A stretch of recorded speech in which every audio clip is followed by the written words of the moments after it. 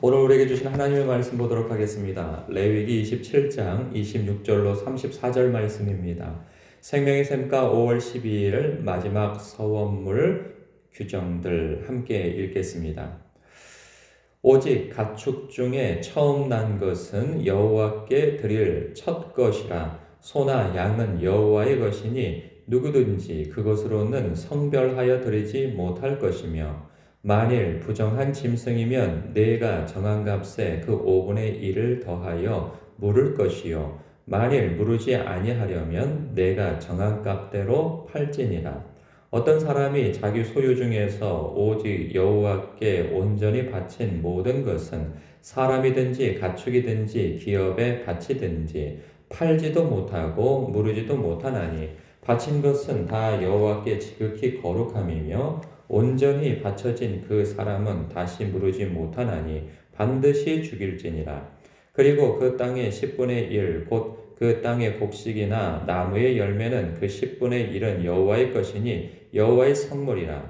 또 만일 어떤 사람이 그의 11조를 물으려면 그것에 5분의 1을 더할 것이요, 모든 소나 양의 11조는 목자의 지팡이 아래로 통과하는 것의 10번째의 것마다 여호와의 성물이 되리라.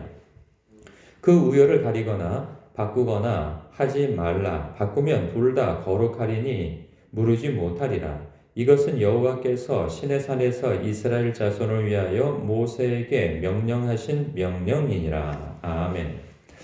우리는 27장 전반부에서요, 여러 서원물, 즉 하나님 앞에 감사하여서 드리는 서원물, 그리고 하나님 앞에 어떤 소원이 있어서 마치 조건식으로 하나님 이것저것 해주시면 제가 이것을 바치겠나이다 라고 하는 어떤 서원물들이 있어요. 그것이 사람이기도 하고 가축 혹은 집, 토지, 이러한 것들을 하나님 앞에 드릴 때 어떻게 드릴 것인가에 대한 말씀이 있었는데, 오늘 말씀은요, 그거 외에 하나님의 소유로서 그 일반 서원물처럼 서원하여 바칠 수 없는 것들에 대한 말씀을 해 주고 있습니다. 그것이 모든 것의 첫 태생, 그리고 11조는 하나님의 소유이기 때문에 이것을 구별하여서 따로 하나님 앞에 서원하여 바치겠습니다, 이런 거 안 된다는 거죠.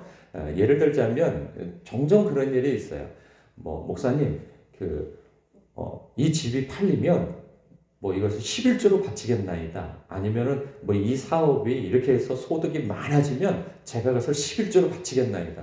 그러니까 이거는 하나님 앞에 애초에 11조로 바쳐야 되는 것이지 그것을 서원하여서 어떤 조건으로 내밀 만한 것이 아니라는 거죠. 마치 그런 것처럼 이미 하나님의 것으로 구별되어져서 마땅히 바쳐야 할 것을 구별하여서 따로 서원할 수 없다라는 것을 오늘 말씀해 주고 있어요. 그래서 26절부터 보면 오직 가축 중에 처음 난 것은 여호와께 드릴 것이라. 소나 양은 여호와의 것이다. 그러죠. 그러니까 첫 태생에 대한 말씀을 하고 있어요. 이것은 사람에 대해서는 나오지는 않는데, 짐승에 대해서만 나오는데, 그건 유월절에 있었던 그러한 날을 기념하고 기리기 위한 말씀이죠. 그래서 유월절 때에는 모든 처음 난 것들이 다 죽었단 말이죠. 그런데 하나님께서 어린 양의 피를 발라서 그것을 넘어간 이스라엘 백성들에 대해서만 하나님께서 모든 생명이 보존되어지는 은혜를 주셨단 말이죠. 그렇기 때문에 그 이후부터는 모든 처음 난 것, 그것이 사람이 되어졌던 짐승이 되어졌던 하나님께 바쳐야 한다는 그러한 말씀을 주시고 있어요. 그렇기 때문에 누구든지 그것으로 성별하여 따로 드리지 못한다라는 것이 아까 제가 말씀드렸던 부분입니다. 27절을 보면 만일 부정한 짐승이면 네가 정한 값에 그 5분의 1을 더하여 물을 것이요, 만일 무르지 아니하려면 네가 정한 값대로 팔지니라. 이 말씀은 그런 거죠. 여기 부정한 짐승은 어떤 게 부정한 짐승이냐? 흠이 있는 짐승을 이야기하는 것이 아니고, 사람이 그래도 하나님께서 정한 가축이 있어요. 먹을 수 있는 것과, 그리고 제사에 하나님 앞에 드려야 할 그러한 종이 있단 말이죠. 그것은 소나 양이나 염소, 이런 종이 있어요. 근데 그거 외에도 부정하다 하여서 먹지 말라고 따로 구별해 놓은 그런 짐승들이 있어요. 그 짐승은 이스라엘 백성들이 먹지는 않지만 생활에서 사용하는 나귀, 뭐 말, 혹은 또 뭐가 있을까요? 다른 그 이방인들이 먹을 수 있는 것을 또 기를 수도 있는 거죠. 그것이 토끼가 되어줄 수도 있고 돼지가 될 수도 있고. 근데 이런 것들은 하나님의 백성들은 먹지는 못해요. 그러나 기를 수는 있는 거죠. 기를 수 있다면 그건 역시 제산의 일부이기 때문에 하나님 앞에 처음 난 것들은 다 구별하여 바치라 하는 말씀에 따라서 이것을 바쳐야 되는데, 이것은 하나님 앞에 사실 거룩하지 못하는 것 때문에 물러야 되는 것입니다. 그러니까 돈으로 환산해서 하나님 앞에 드릴 수 있다는 의미에서 5분의 1을 더하여 물을 것이요. 만일 무르지 아니하면 네가 정한 값대로 팔아라. 팔아서 하나님 앞에 드리라는 거죠. 왜냐하면 돈으로 물러서 드리면 5분의 1, 20%를 더하여서 드리게 되어지니까 차라리 그것을 팔게 되어지면 판 값만 드리면 되는 거잖아요. 그렇기 때문에 이러한 규정을 말씀해 주시는 거죠. 그리고 28절에 보면 어떤 사람이 자기 소유 중에서 오직 여호와께 온전히 바친 모든 것은 사람이든지 가축이든지 기업에 바치든지 팔지도 못하고 무르지도 못하나니 바친 것은 다 여호와에게 지극히 거룩함이며 온전히 바쳐진 그 사람은 다시 무르지 못하나니 반드시 죽일지니라. 이 말씀이 조금 모순되어지는 것 같아서 이게 무슨 말인가 싶은 생각이 들기도 합니다. 그런데 오직 여호와께 온전히 바친 모든 것은, 여기에서 바쳐진 모든 것이라고 하는 것은 하람이라고 하는 표현을 쓰면서 모든 것을 진멸하라 하는 뜻입니다. 그러니까 하나님 앞에 가증스러운 것들이죠. 그것은 뭐냐면 우상 숭배하는 사람이나 그의 우상 숭배하는 사람의 재산을 일컬어서 하는 말씀입니다. 그것에 대해서는 하나님께 다 바쳐져야 된다는 거죠. 그 바쳐지는 것은 어떻게 되어지는 거냐? 다 죽이고 불태워야 하는 것으로서 하나님 앞에 바쳐지는 것인데, 그래서 29절에 온전히 바쳐진 그 사람은 다시 무르지 못하나니, 물을 수가 없는 거예요. 목숨값을 뭐 대신해서 할 수가 없고 반드시 죽어야 된다는 말씀이 바로 여기에 있는 거죠. 그리고 그것은 28절 하반절에 보면은 그것이 사람이든지 가축이든지 기업에 바치든지 팔지도 못하고 무르지도 못한다. 그러니까 어떠한 상황 속에서 대속이 없다는 거예요. 대신 그 생명을 대신해 줄 것이 없고 반드시 진멸하라 하는 그 말씀을 주고 있습니다. 그런가 하면 11조에 대한 말씀도 주세요.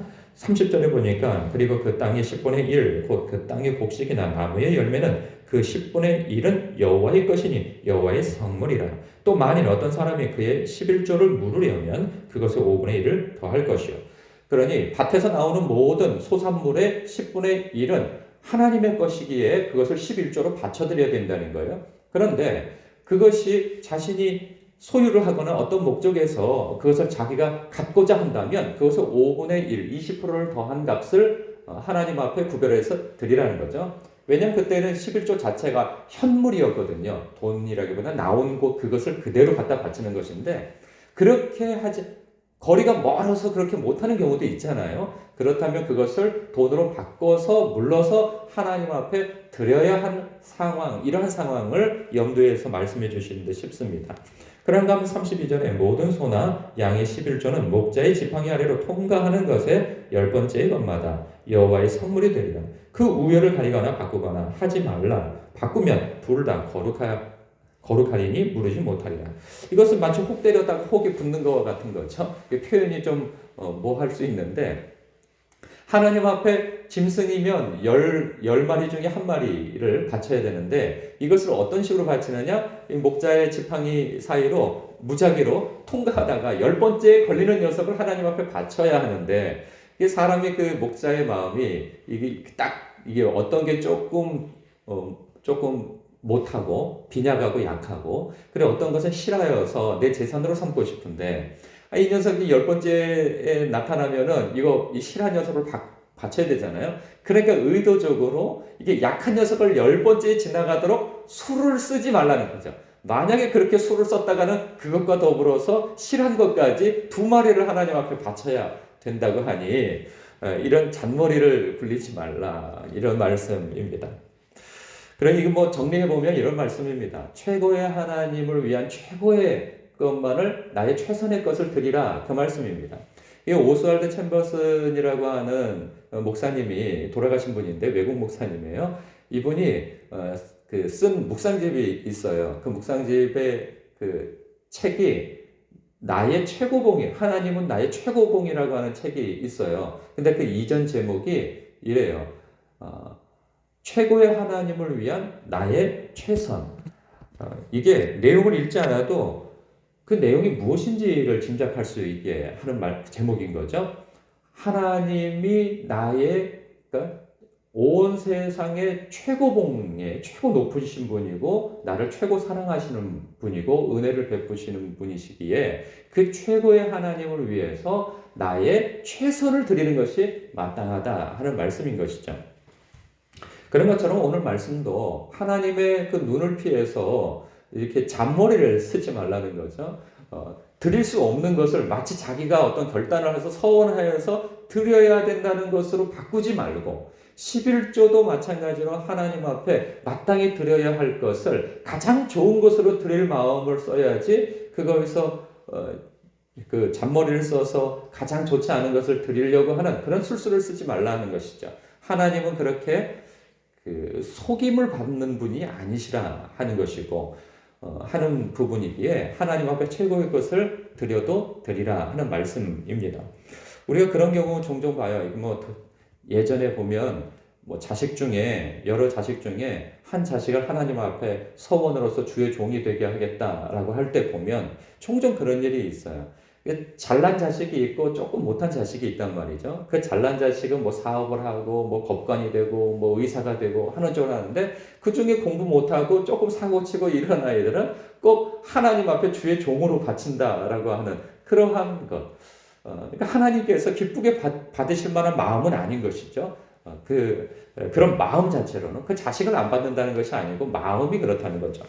그런가 하면 헌신을 한다고 했을 때에도 자기의 삶을 다 쓰고 나중에 이제 은퇴하고 그리고 병들고 이제 더 이상 내 삶을 즐기거나 뭘 하지 못할 그때 제가 교회를 가겠습니다. 그때 하나님 앞에 제 삶을 드리겠습니다.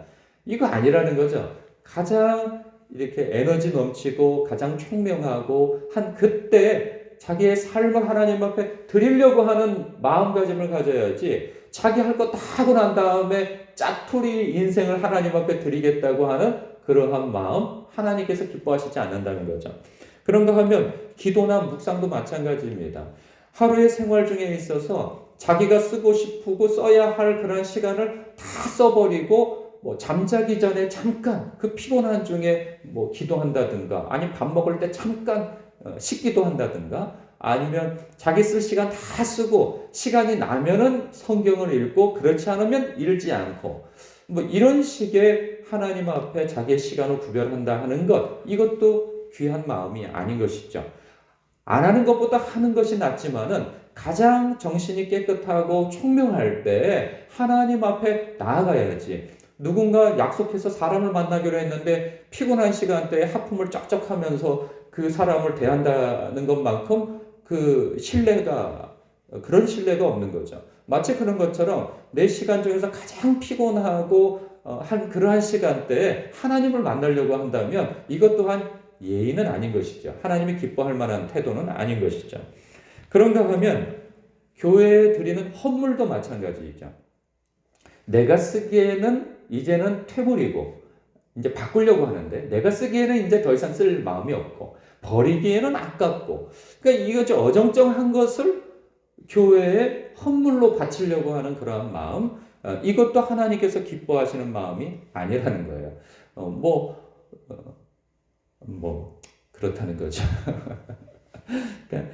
그러니까 하나님께서 아무 말씀하시지 아니하니까 마치 그 시편에서 이런 말씀 잠언이었던가요? 내가 너희에게 아무 말을 하지 않으니 내가 마치 너희의 수준인 것처럼 너희들이 나를 대하는구나 라는 것처럼 하나님께서 말씀하시는 대목이 있어요. 이스라엘 백성들에게 마치 그런 것처럼 하나님을 기만하려고 하는 것 이러한 거 옳지 않다는 거죠. 하나님께는 최고의 하나님에 대한 나의 최선을 드리는 그러한 태도가 참 중요하다라는 사실입니다. 오늘 하루를 살면서 하나님 앞에 나의 최선의 것을 드릴 수 있는 저와 여러분 되시길 주님의 이름으로 축복합니다. 기도하겠습니다.